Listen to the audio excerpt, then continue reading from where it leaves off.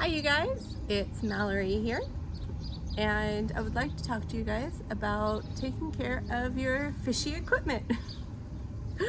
I've been mermaiding my whole life. I've been present in the community for over 10 years now, and I work with adventure mermaids as well as HB mermaids. And I've had a lot of questions on keeping care and maintaining your fishy equipment. So I've had a lot of fish friends ask on cleaning, maintaining, and storing your equipment, and I would like to help you guys with that. Also, Ashton over on Adventure Mermaids will be posting a video on how to mend your fishy equipment if there's ever anything that you need to fix. So I would like to give her a shout out on her videos, since I work with her personally on mending and fixing equipment. So I'm going to talk to you guys first about material. There's countless different materials you guys can make your tails out of or purchase your tails out of. I have a lot of fabric tails.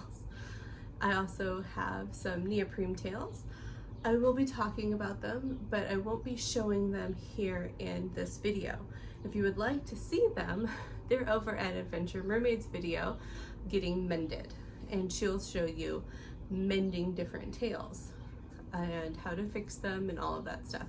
Neoprene is very sturdy and durable, and they're the tails that I recommend you going out in if you're going to do activities, photo shoots, swims that require,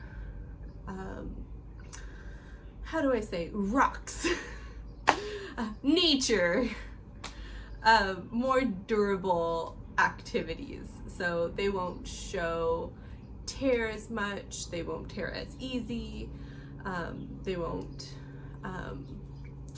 frail, they're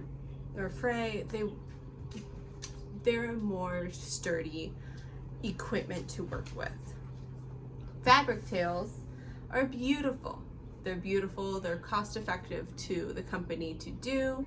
They're lightweight as well, so they're very easy for the consumer to put on and obviously take off. A little less work on the tugging and pulling, not so much like putting on a wetsuit, if you're familiar with that wetsuit feel. From a diver perspective, and both scuba and free diver, body dive and all that fun stuff, putting on a wetsuit when you're wet can be a little bit of a hassle, but putting on these fabric tails when you're wet, it's a piece of cake, it's fine.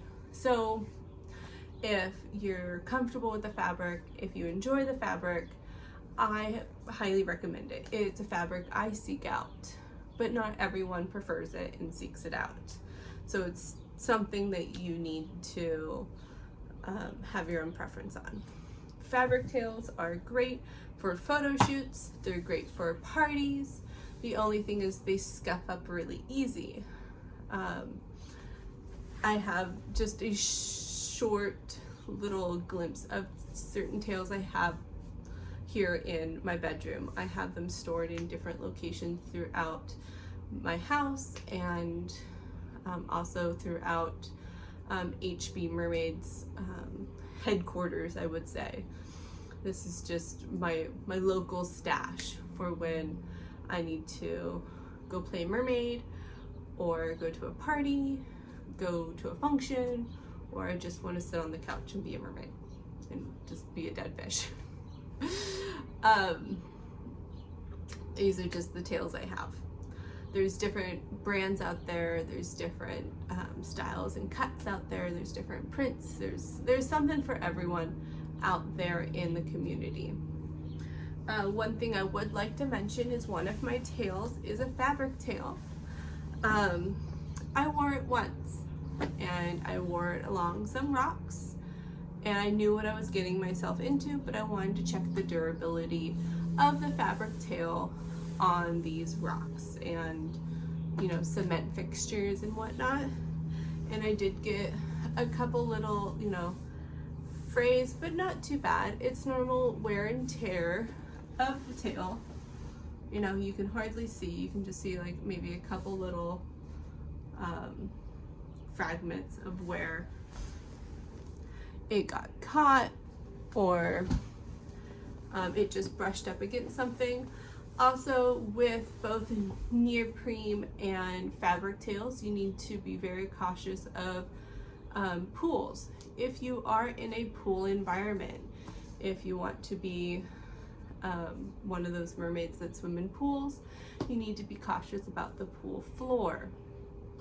And if it's soft or rough, and the different textures of pool floors.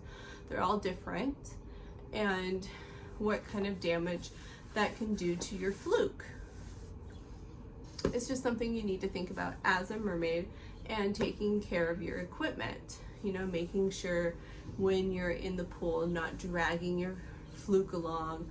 You kind of just want to tread water, and making sure you're constantly thinking about not damaging your equipment, because your equipment's not cheap. any hobbyist would tell you that their equipment for their hobby isn't cheap. So wanted to bring this guy out to show you. There's really no damages on her except for when I decided to play on a rock one time. You also have different types of tails that are I'll qualify them as combinations. So they can be neoprene with things sewn on them. So like individual scales that are made from plastic sewn on, or I don't know, however else you want to interpret that, or fabric with things sewn on it. You also want to be mindful of those equipment as well. You know, those are going to be easy to snag. Those are going to, you know, need an extra step of care. And I'll help you through all those steps. You're always more than welcome to reach out and be like, hey, here's a problem, come help me. I got you, fishes. So another one I have is in that category is this is technically it's fabric, but it has these scales individually on. So it's got these on. I'll show you up close what I mean. So inside it's fabric, but these scales are individual. Though they're not printed, they're placed on. So this is something that you, when cleaning and maintaining, you want to take that extra step and making sure you think about care while you're maintaining it. And you're in the pool with it or out in the world with it. Silicone tails is also an option. I do not have a silicone tail here to show you guys. Those are heavy and bulky, and I normally keep my tails underneath the bed in a little pull-out drawer, or in one of those giant ottomans with the flip-up lids, you know, hide them in. And so to store one of those would be a big ordeal for me. So we have our silicone tails at HB Mermaids, and we store them there. We store them kind of upright, so the fluke is hanging up. Adventure Mermaids also has one, and we store her, you know, hanging upright. So if she does get wet, when she dries out, all the water drains, and because you want to make sure there's no moisture in there whatsoever, because mold can grow inside of your tail, and then you just spent, you know, $1,000, $2,000, up to like $10,000 on the silicone tail just to have mold inside, to not have a product you can use anymore. or these beautiful works of art. Yeah. So you really want to make sure to clean and maintain and think about every process of your tail and what you can do with it.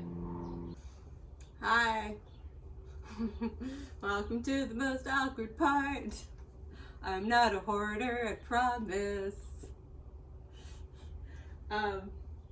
So I have a lot of equipment. I have a lot of different types of equipment for different things I do.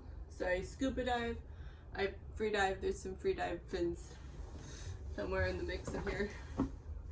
I also have different kinds of monofins, just for different things I do. So I have monofins for when I do parties. I have monofins for like photo shoot, party monofin, photo shoot, all same thing. Also, if I'm swimming in the ocean, I want something that I know I can rely on. I don't have to worry about my strap breaking. I know I can do a quick release really fast. I'm safe. As well as, you know, other options as well. Also, practice in your monofin before you put it in your tail skin or your silicone tail or whatever you do. You need to practice with your equipment. Even if you're scuba diving or free diving, before you use your equipment in the environment, you need to practice with it. Like, you just need to. I mean, it's just like taking a test. You're not just going to take the test. You're going to practice and, you know, do the routine beforehand before you take the test. You know, I'm not going to just say, hey, here's all this scuba equipment, good luck. No, I'm going to, you know, have you practice into a pool and get you familiar, make sure you're comfortable. I'm not a dive master, but you understand what I'm saying. I'm not just going to throw you in the ocean and say good luck to you. I wouldn't want you to have it be your first time in a monofin swimming in the ocean and have something bad happen and you panic. So please practice in your equipment before you put a tail skin on and before you do anything else in it.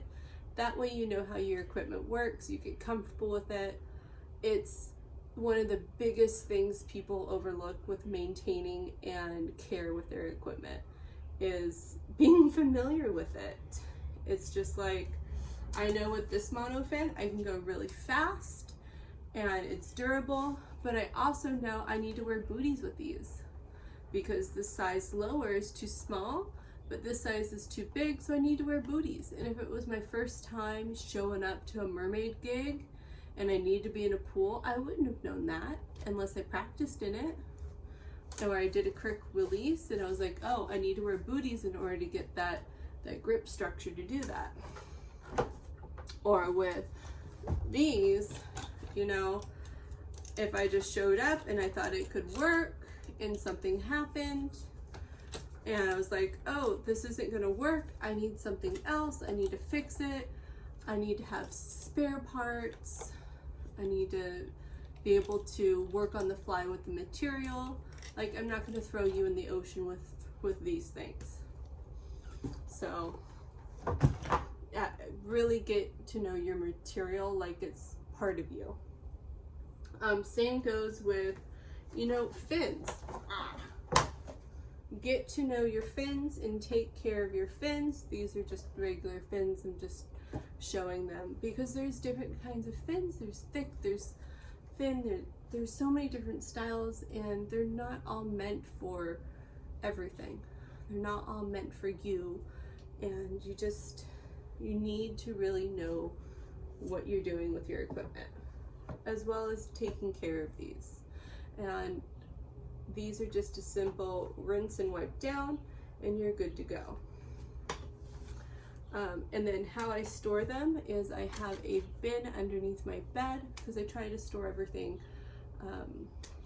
as little to as seen as possible because I have a white German Shepherd and she'll get her hair on everything. So there's no living my life without dog hair. So I have IKEA, I have bins that go underneath my bed. I plop these in, and the one I have for these have little buttons, and I button them up, and that's how I store them when I'm not using them. So yeah, the one for my tail, there's two types that I use. I have another under the bed one, which I'll show you, as well as one I'm sitting on now, which is one of those, I guess, benches that has like the hidden pocket, which I think is like the best way if you don't have the opportunity to slide things under your bed, but you need place to store things. Utilize the things with pockets in it, you know. I'll show you. Utilize things like this, you know, TJ Maxx, Home Goods. I think Target's starting to have these, Walmart, Wayfair, hashtag not sponsored, but you can easily just throw one in here, like I'll show you. So I have this fabric tail, and you can just throw it in. Now what I do is I lay it out, not on top of all my equipment though, and I just fold this in. This one has fin parts, and I just fold those fin parts in just so the whole body lines up with it, and then make it into a taco. So you have your own little mermaid sandwich, and then you lie it in.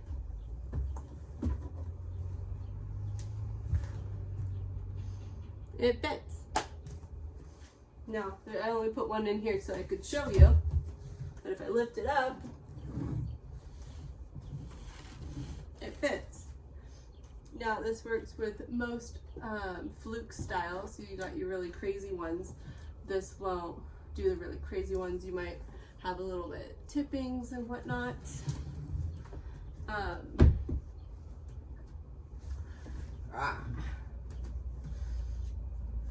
So you have that as an option.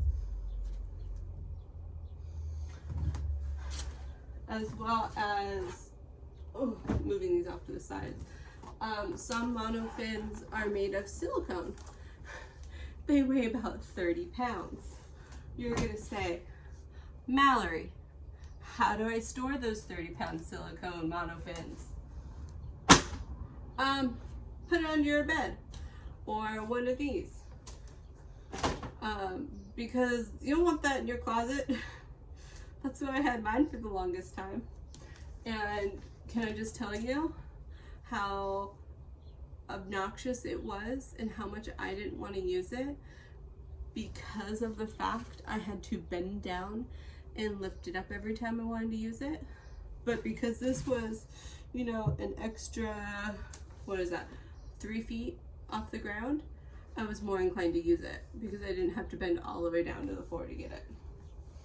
So think about that.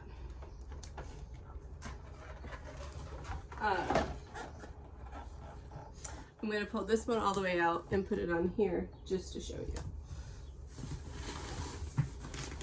you. This is kind of like my majority basket. I have majority of my fabric tails in here. I also have some necessities, like goggles in case people come over and they're like, oh, I need goggles. I always have extra pairs of goggles lying everywhere. Ear and nose plugs. I can't tell you how many booties I have for people. As well as vinyl. Let's talk about vinyl. So, I did mention I have tails over at Adventure Mermaids. Oh, now you can't see me. I'm sorry. Move, Mermaid Tails.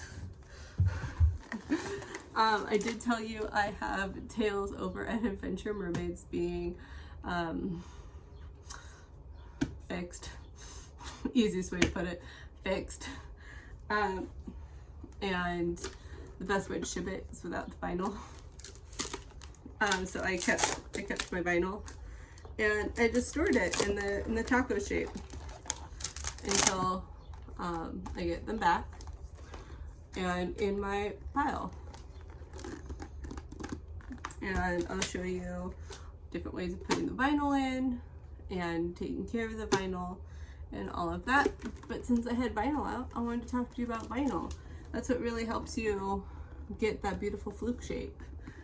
And it's a real pain in the ass to take in and out, but after you've done it a couple times,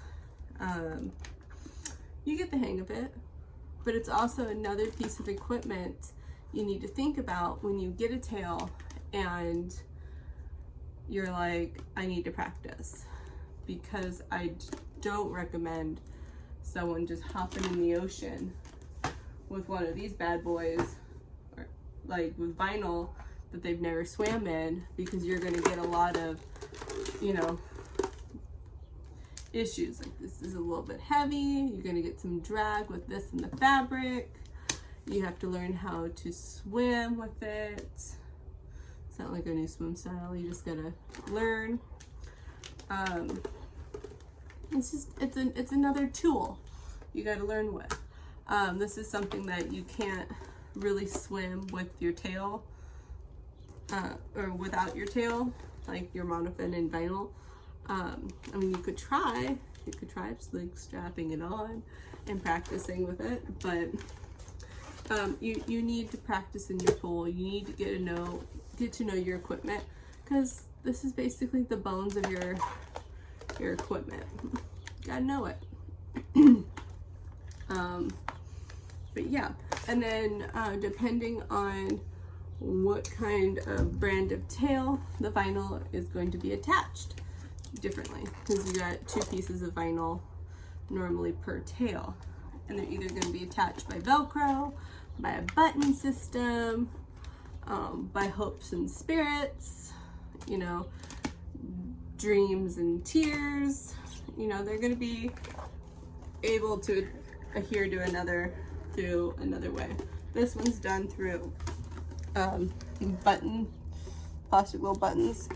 Some of the other ones I have that are a little bit on the newer side is Velcro.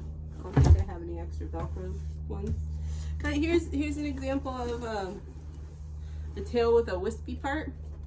This is going to catch a lot of water in here because it's not sewn in the middle. You gotta learn to practice swimming with that. But anyway, back to this magic bag. When stacking the tails, you take the vinyl out. You don't count. I like to stack so you're putting the least amount of weight on a tail. So I'll have one tail taco this way, another tail taco this way, and kind of trying to alternate. And I'm going to show you kind of what that looks like, because I know alternating tacos don't make sense to most people. So I'm going to try to make it so you can see and use colors that you can see with. So right now I'm starting with, these are pants. Right now I have this sparkle blue tail. It's in taco shape. Taco opens to my closet. You guys can see that. Let me just throw you over. So I have taco to my closet. I'm going to do taco away from closet.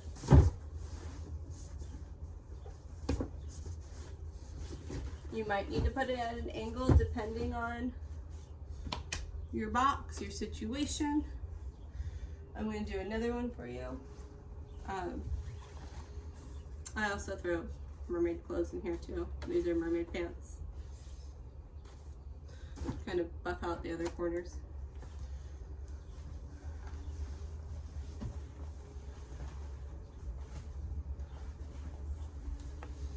So here's a tail that's got all of these bits on it.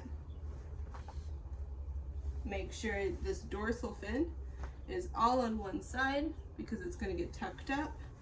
We don't want any awkward creases. it's going to get folded up very nicely and then tucked. And I'm going to do alternating taco. So this taco, the bottoms were both to the door. Now I'm going to do both bottoms facing you. So I'm alternating my tacos. Beautiful mermaid tacos. All right, so let's do that again. You better be doing this with me. I'm going to test you.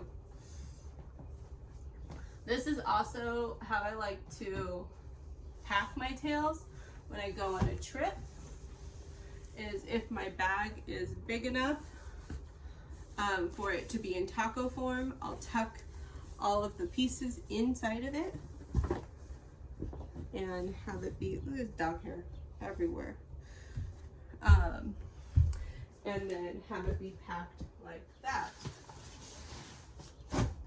Now, let's say I'm going on a trip with all my dog hair on the floor, and I need my tail, which is a fabric tail or a neoprene tail, or any tail that's not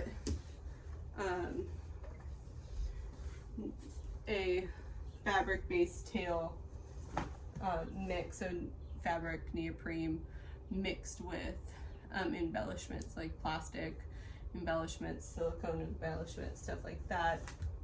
I need to go to an event. I am going out of state, so I'm on an airplane with it. I will actually, and I can't do a taco, so like a carry-on, which I have done a lot of times. And let's say I'm going to go and meet Adventure Mermaid somewhere, and we are not in the place to share vinyl, so most of the times we'll share vinyl. Like, I have the same vinyl shape as you. Can you bring your vinyl, your extra vinyl shape with you, and I'll have a tail that goes with that vinyl, if that makes sense. No, that doesn't make sense, does it? Okay, so like, I'm gonna wear this tail.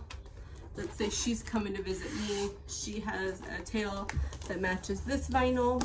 I have it, but I'm not gonna wear the tail. I will take the vinyl out and I'll let her do it. So she has one less thing to pack, and it's less bulky for her. So let's say we're not doing that and we're both gonna go somewhere else. I will continue with this shape, and I will go taco form and then over. And if this little double taco won't fit, so it's basically taco folded, I will go in the taco, so over tip to ankle, then I will go tip to ankle, and then I will fold it in again, and then I will try to shove all the fabric in. It makes the same shape roughly, but a little bit more easy to, you know, push the vinyl in if you needed to shove some more. Let's say you really need to tuck, like, girl, all I'm bringing with me is a backpack, and that's it. Let's go. Let's see how small we can make her. You could roll her like a taquito. You could do that. Or you could roll her this way like a taquito. It just depends on your bag form. I just like the fold on fold because most of my bags and backpacks are able to accommodate that. So I'm just going to fold and put her in. And then I'm left with this guy. this beautiful tail. This tail, I'm gonna go like this because the monofin is separate on her. And you wanna be careful that when you fold her, the scales don't get caught. So like right now it's getting caught.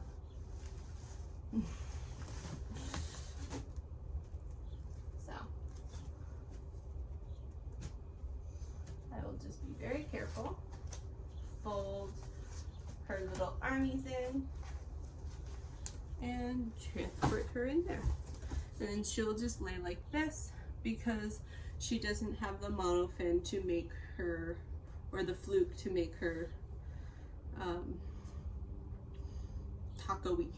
So she's more of a, I don't know what she is. She's different. And then I have my monofin. So let's talk about monofins. This is the bin I carry my monofins in. Well, I don't carry, I store them in. Dog hair and all.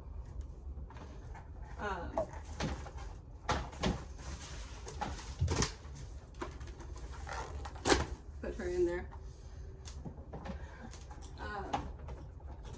Same thing applies. Put them in. Take dog hair out. Replace in. I always want to try to see what would maximize my space. So if I do it like that, not maximizing my space, not maximizing my space. Do it like that, I could be maximizing my space. So let's stack them.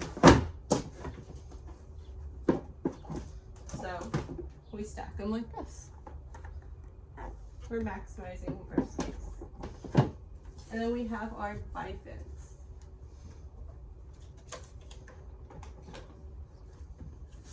And then our bifins just go in right here. Put them kind of at an angle. I'm going to put them on top.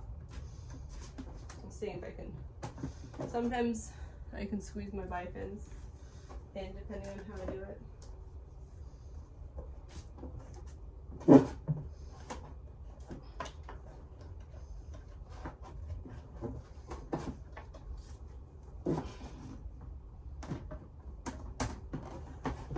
There we go.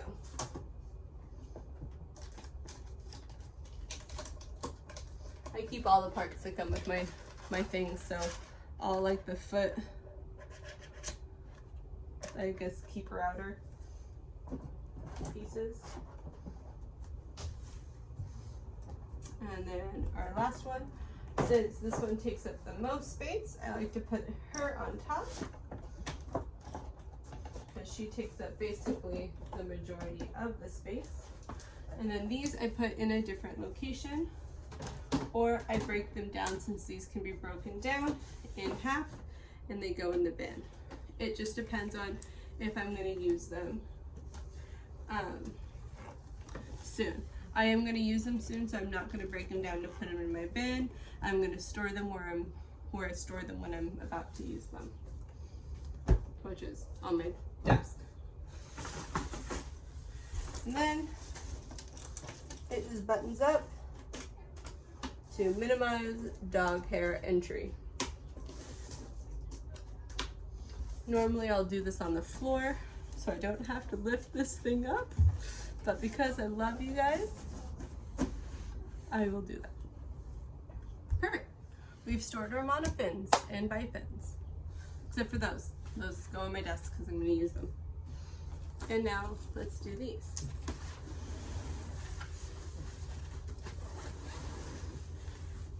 So these have a zipper. I'm actually going to be taking these two out since I'm going to be using them. And they're going to go on my desk because I'm going to use them soon.